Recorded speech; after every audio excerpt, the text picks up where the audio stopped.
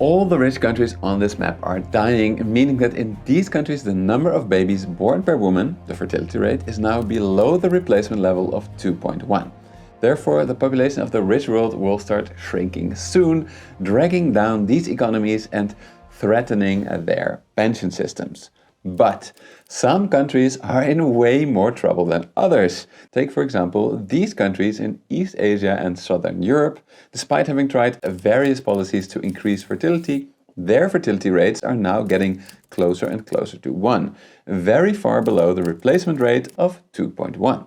On the other hand, some countries, like the United States and France, have actually been able to bring their fertility rates back up close to the replacement level. So, does that mean that the rich world can actually be saved? To answer that question, I've been diving deep into the latest research by social scientists about why rich countries are dying, why some rich countries are dying so much faster than others, and finally, how some rich countries have been able to stabilize fertility or even turn it around. And to really go the extra mile, I've been doing some very practical research about what motivates parents to have one or more children.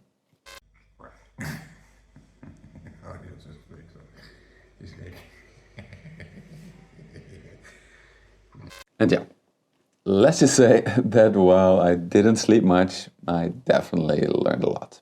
First of all, about why rich countries have fewer babies, because actually the evidence is really clear on this. As you can see here, if we compare the fertility of some of the richest countries in the world to some of the poorest, the trend is clear. Richer countries have fewer babies. Similarly, if we look at the fertility of rich countries over time, we can clearly see that it has dropped dramatically as these countries got richer. Although there is one exception. After the Second World War, economies like that of the United States saw an economic boom that was actually combined with a fertility boom. But this proved to be only temporary, as after the 1950s, fertility continued to slide as countries got richer, only to stabilize around the 1980s. So, what can explain these trends? Why do countries have fewer babies as they get richer, but not during the baby boom?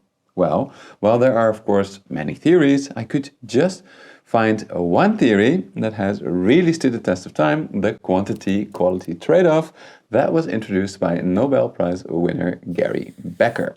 Now, according to this theory, parents care about three things. First, they actually like having multiple children. This is quantity. Second, they want to give their children a good life. Quality. And finally, they just want to have some time left for themselves. But as you can imagine, since time and money are limited, these three things need to be balanced. And while it sounds contradictory, this theory can actually explain why in rich countries parents have far fewer children, even though they have much more money and typically also more time. To see why, imagine that there are two economies. The first is a poor economy where couples typically work on their own farm. In this poor economy, there are no good schools. So if a parent wants to give their child the best quality of life that they can, they simply need to teach them how to work on the farm. And while every newborn baby requires an initial investment in the form of food and care, they can soon earn that back as they work on the farm to increase production or help in the house. Even better, as their parents get too old to work, children will take care of them in their old age. So, in this economy, giving kids a good quality life is relatively easy and cheap. And as they get older, children will actually start contributing to a parent's time and income. Therefore, in this economy, parents, on average, choose to have a lot of children. Okay, now imagine that this country gets rich. Thanks to all sorts of new household appliances, freeing up time, and people earning much more money, you might initially expect that parents can now afford to have more children. However, given that children are now expected to go to primary school, secondary school, and then to university, they can no longer do as much housework, and they can especially not contribute to the family's income. Therefore, when taking into account that children contribute far less to family work and are no longer the parent's pension plan, we can see that giving a child a good quality life in a rich society is actually much more expensive, and so parents naturally choose to have less of them. Or, in the words of Becker's theory, parents choose to have a lower quantity of children in rich societies because even though they now have more income and time, the relative cost of raising quality children has gone up faster. However, as you might have noticed, this theory does not explain the baby boom, a time of rapid economic growth and increasing fertility. Babies all over the map. So, to explain the baby boom, social scientists had to modify Becker's framework to take into account that men and women are not equal when it comes to who likely spends most of their valuable time raising children, especially not in the 1950s. You see, in those days, not only did women earn far less than men, they also only had access to certain jobs, such as those in administration or care sectors. So a popular explanation for the baby boom is that as the Second World War ended, there was a sudden influx of women who previously worked in factories into the female job market. And this meant that the relative wages compared to men for younger women went down drastically. And this meant that it became a far more logical choice for young women to stop working early to start a family and have lots of children. Taking into account the position of women could also explain why the baby boom eventually ended, as the influx of women from World War II factories stopped and the trend of female empowerment continued. Similarly, it could explain why for a long time countries with higher fertility were also the ones where fewer women worked. And yeah, actually I had a look at my own family history, and a version of the quantity-quality trade-off theory that takes into account whether women work can actually indeed explain most of it.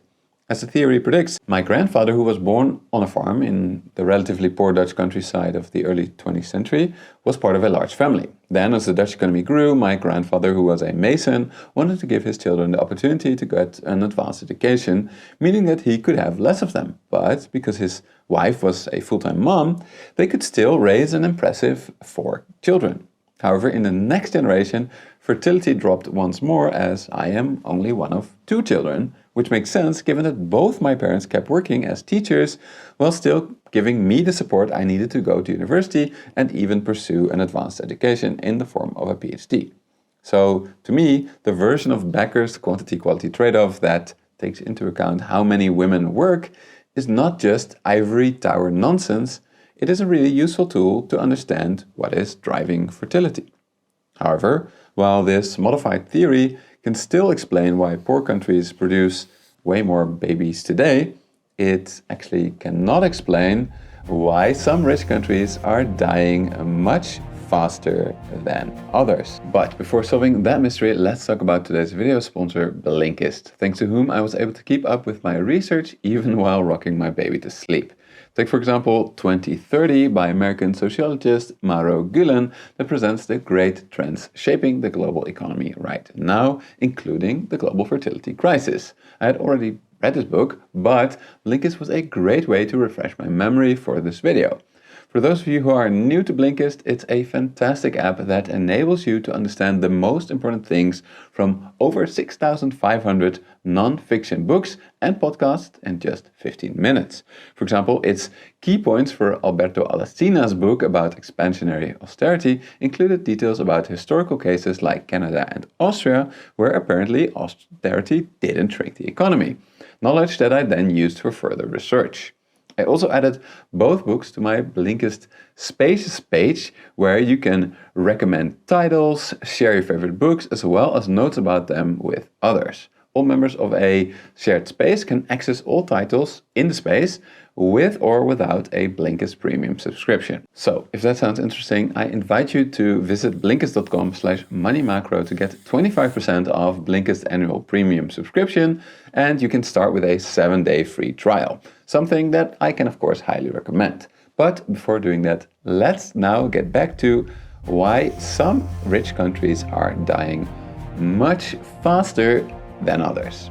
After all, if we review the evidence today, we can see that among the rich countries, actually the ultra-low fertile countries are not the richest, and also they are the ones where women typically work less. So does it mean that everything I just told you about what drives fertility in the rich world is no longer applicable? No. But it does mean that there is a new reality today that we need to understand to modify the quantity-quality trade-off. You see, according to Harvard professor Claudia Golden, the old way of thinking about women that stop working when they get children is no longer realistic. In the modern world, most men and women want to combine a family with a fulfilling career. And a recent paper by Professor Dubke from the London School of Economics and his co-authors makes the case that the ultra-low fertility countries are typically the ones that make it difficult for women to combine a family with a career. Now, in these countries, women typically want fewer children than their male partners because it affects their lives way more than that of their partners. This disagreement is really important since the same research indicates that if one partner wants more children while the other doesn't, a couple typically doesn't get another child. Therefore, it makes sense that to raise fertility, a country especially has to look at the partner which on average wants fewer children, which are most often women. So, how exactly do the ultra-low fertility countries in Asia and Southern Europe make it so difficult for women to combine a career with having a big family? Well, I have selected 3 of the most important categories from Professor Dubke's paper, along with the evidence to show for which country they matter the most. The first distinction is about differences in social policies between these countries. Now, social policies can include lots of stuff, ranging from tax incentives to generous time off from work for new parents. However, the most important policy by far seems to be about whether or not childcare is cheaply available and widely available. I just emphasized availability because I've experienced myself that while childcare here in Belgium is relatively cheap, it is quite difficult to actually secure a spot for your child, largely due to a shortage of staff.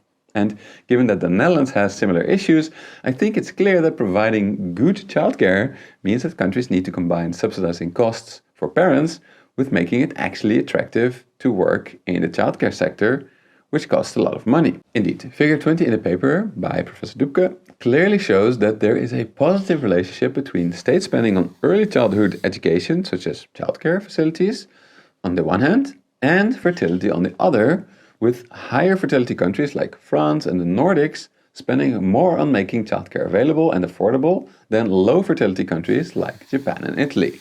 And because we were actually lucky enough to secure a spot, I've really now seen that childcare makes a huge difference. If there was no childcare or if it was so expensive that we couldn't afford it, we would definitely not consider having a second child. Because, yeah, both me and my wife are completely willing to spend a lot of time and money on children because it's amazing and incredibly rewarding. But, yeah, neither of us wants to give up working completely. And as this research has shown, we are far from alone on this. However, one strange country is the United States, where childcare is notoriously expensive. So, how can the US then still have a relatively high fertility? Well, that brings us to social norms, which, much like social policies, sound rather vague. But research highlights 3 social norms as specifically important. The first is a norm about how involved men are when it comes to housework and childcare. As you can see here in this graph, almost all low fertility countries score very, very low on this metric. On the other hand, in countries like the United States, fathers help out way more. And this potentially offsets the effect of expensive childcare in the United States, as sharing the burden with fathers means that women don't have to stop completely and give up on their career.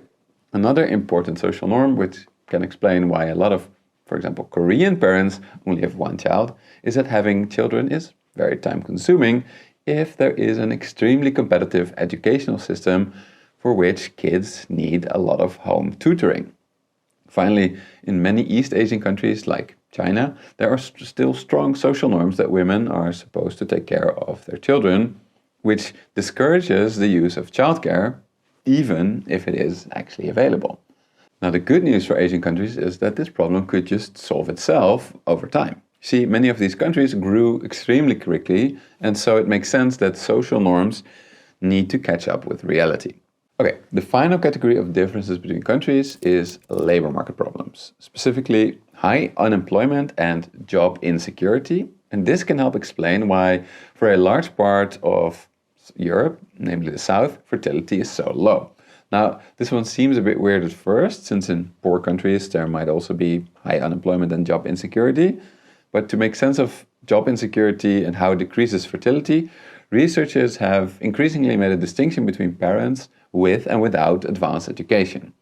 For those without advanced education, an unsure future on the job market means that in many cases kids are just too expensive to raise in these still relatively rich countries. Now, this could explain why, for example, we have such a high number of childless women in a country like Spain, much higher than in Korea, for example. However, for an increasing number of parents with an advanced education, the calculation is completely different. For them, what matters is trying to have a career as opposed to a job. Now, if there is insecurity when it comes to your career, this means that you are much more likely to postpone having children until you have secured your career. Of course, on the surface, the outcome for poorer parents and richer ones is the same. They have fewer children. However, because the underlying process is different, that means that policy implications are completely different. For example, if you have a lot of relatively poor parents, a cash reward, such as the $2,700 bonus offered by the city of Shenzhen in China, could actually do the trick. However, if you have more wealthy parents, then doing the same thing, just doesn't make up for a completely lost career.